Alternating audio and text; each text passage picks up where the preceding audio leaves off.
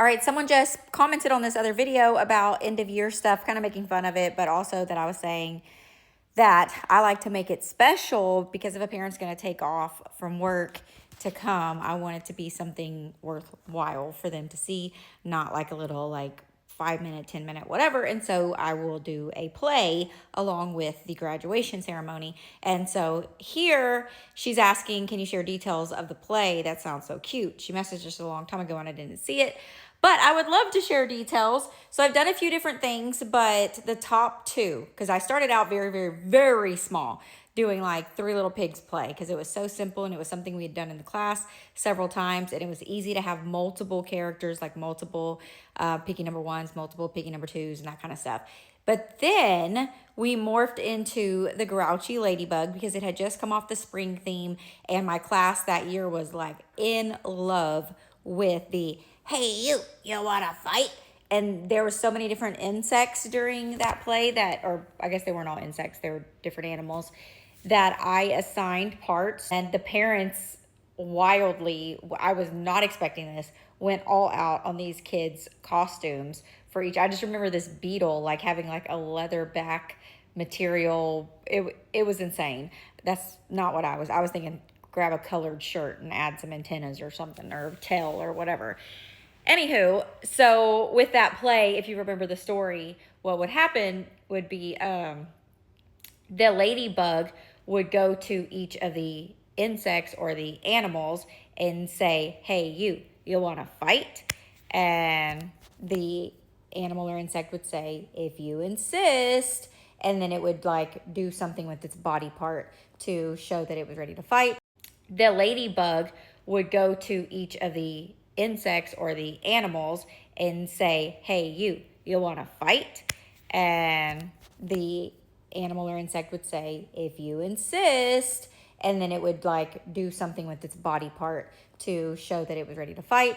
And then the Grouchy Ladybug would say, never mind, you're too small, or something like that. Or you're not big enough. That's right. No, you're not big enough. And so whoever was like my main talker, you know who that person is in your class, they got the role of being the Grouchy Ladybug because I knew that they could follow along with the parts throughout the whole thing. And then just depending on the kids and the different characters, I let them kind of choose as well and disperse them that way. But they did fabulous, and it was so adorable, and the parents loved it, and the kids had so much fun, and it was so simple that I would recommend. You could probably do that too. But the one we landed on and the one we did for the remainder of my teaching career is this book called Soup Opera. And I had went to a professional development, and the author of this book was there, and they sold this book, and I just thought it was adorable. And so we would read it in class in May. We would read this book about soup opera, and then we would start practicing the play at the very beginning of May, or just depending on when the end of year was, we might start like mid-April. And your class and all that kind of stuff makes a big difference on how soon you need to start practicing. But it's a pretty simple book as well, and a lot of the parts, they don't even really have to talk.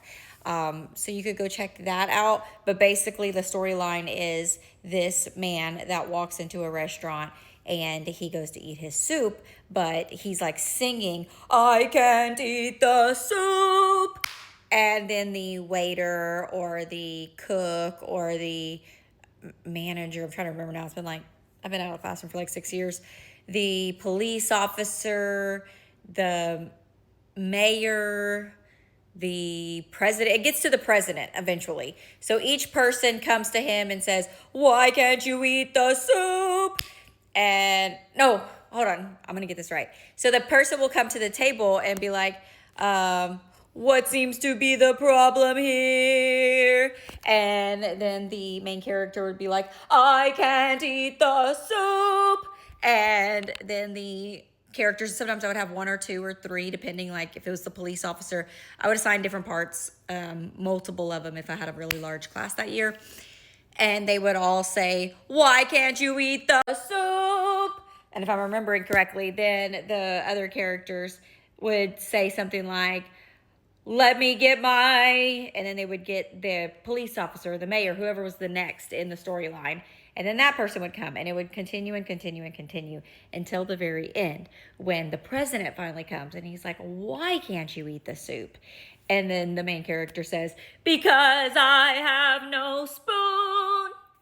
And it's just hilarious, especially whoever you cast for that main character energy just makes it. He'll usually dress up, or if it's a girl, whoever gets that main part will dress up like really nice that day in like a little suit or like suit t-shirt or something, I don't know. And the props are pretty simple because it's just a table with that like red and white checkered covering, a tablecloth on it, and a big bowl and a big spoon. And then we just used all of our props that we had in our class, like for a chef.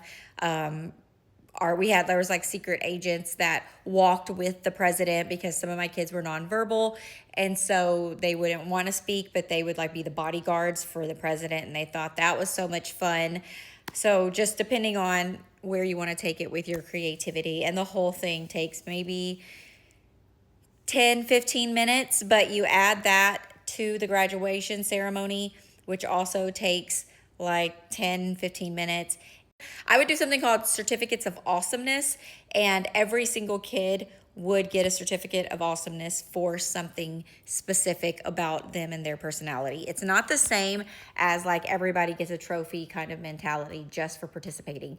This was something that I would pinpoint a quality inside the kids that I noticed that was just a gifting that they had given. I'm a believer, and I believe God has gifted us each with different gifts and talents. I have a kid that's graduating this year that was in one of my very first pre-K classes, and from the day one, I could see this boy was going to be a CEO. He was going to be running a business or become president or something one day, and his mom has come for me to sign his "Oh, the Places You Will Go" book, and we were chit-chatting about things, and it just tears her up too. She was just so grateful for the seeds that I planted. He's graduating like number 6 in his class. He is a go-getter. He's super motivated. He's an entrepreneur, all the things. And these are things I noticed when he was 4.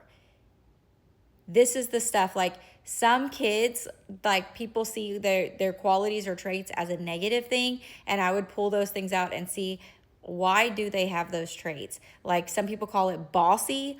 I call it leadership. And these moments in the ceremony, for so many of the kids, it would actually tear me up, because you spend a whole year with these kids and you see how much they grow, the struggles that they have, the things they overcome, and helping them get to that point of success, and then watching the joy on their parents' face, watching the joy on their face when somebody is recognizing those things. It brings tears to their eyes, it brings tears to my eyes, and the kids are just smiling ear to ear. Whew, it's just, I don't know. To me, it's the best feeling about being a teacher. And I would also say, one of the last things I would do is we would usually sing a song that maybe they would have like sunglasses or guitar or something that we would pull out, and like an alphabet song. This song that we would do every year that was just like, will break your heart.